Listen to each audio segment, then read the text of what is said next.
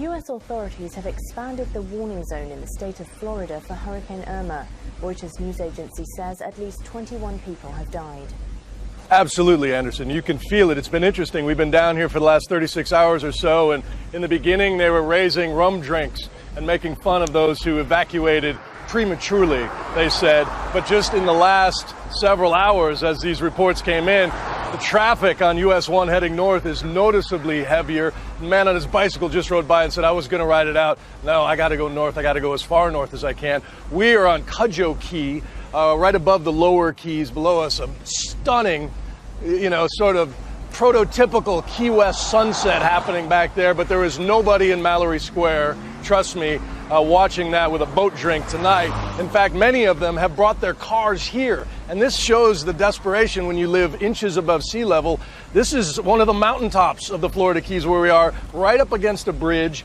And people have parked their cars. They've jammed them in. If you can see that Jeep Wrangler there, that guy took the winch on the front of his Jeep and lashed it around one of these guardrails as one more piece of protection against what is now we know will be Category 5 winds.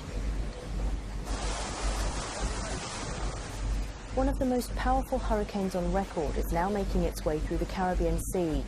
Current projections say Miami is in line to be hit by Irma. Florida has issued an evacuation order for 5.6 million people. That's 25% of the state's population. As we get more information now, a day ago, we didn't anticipate this much storm surge on the West Coast. Now we're getting it, so we're going to have to change. We need more. We're going to have more. I'm sure we're going to have more people going to shelters now on the West Coast than we thought, 24, 36 hours ago. People are taking steps to prepare ahead of the storm's arrival. It's best to, have the supplies you need to make sure that everything's taken care of. It's not my first hurricane, so I know what, the damage it can cause. So I'd rather have a little headache now than a bigger one later. In Puerto Rico, at least 3 people were killed and some 70% of households lost electricity. That's absolutely right, Wolf. It's not blowing that hard. There's no rain. But, just about 15, 20 minutes ago when we last spoke, it was a very different picture. Yep. Let me just get my jacket on. Woo! And Wolf, I didn't have a rain jacket on when this squall hit because it had not rained a single drop here all day long. We hadn't seen any rain, and it just goes to show how quickly these things can come out of nowhere. So if you are in Florida awaiting this storm, don't be outside. Don't be near the water. Don't be in a place where something like this can surprise you.